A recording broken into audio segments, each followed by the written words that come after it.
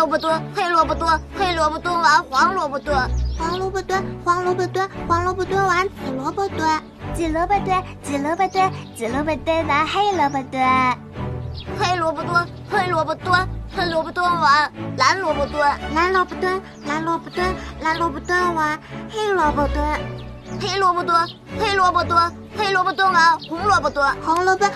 为什么你只说黑萝卜，不说粉萝卜？我是粉萝卜。因为大家都没说粉萝卜，所以我也没说。不说我就打你！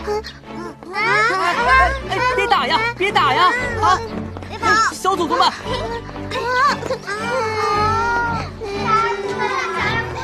快走吧，快走吧，快走！太子殿下，您没事吧？我没事。巧儿，你怎么回事？太子殿下要是摔出个好歹来，你的小命别想要了。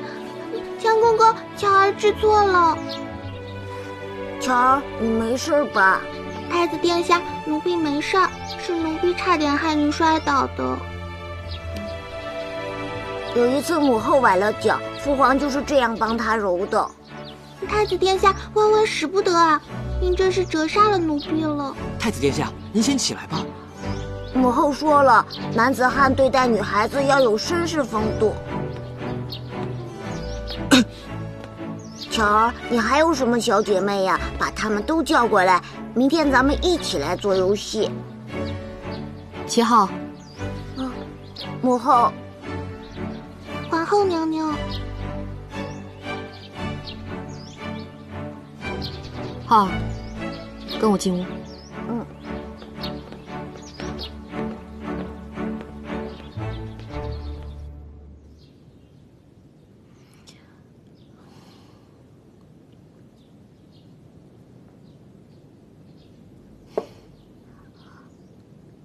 7号啊，儿臣知错了，再也不敢跟小宫女们嬉笑玩耍了。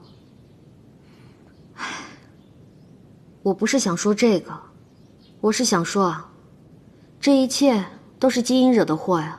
你这点啊，算是随了我了。随您？浩儿，你现在走的这条路，你妈我是再了解不过了。再这么玩下去，是没有好结果的。一个男人就应该像你父皇那样。母后，这些话你都已经说过无数次了。您说过要以学业为重，可是儿臣功课都做完了，不信您过目。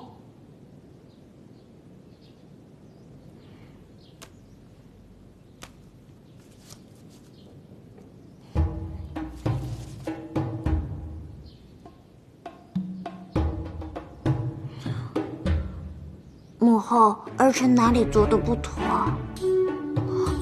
没有没有，你做的批注简直太牛叉了。浩儿，你确定这是你一个人做的？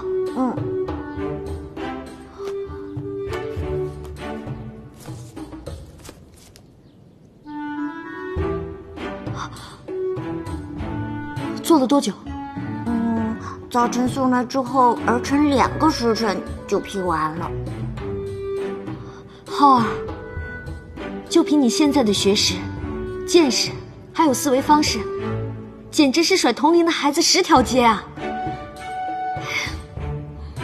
强公公说了，我和父皇年幼时一样，是天生英才。你呀，真是又像我，又像你父皇。你教母后如何说你好啊？母后，那儿臣能去玩了吗？去吧去吧。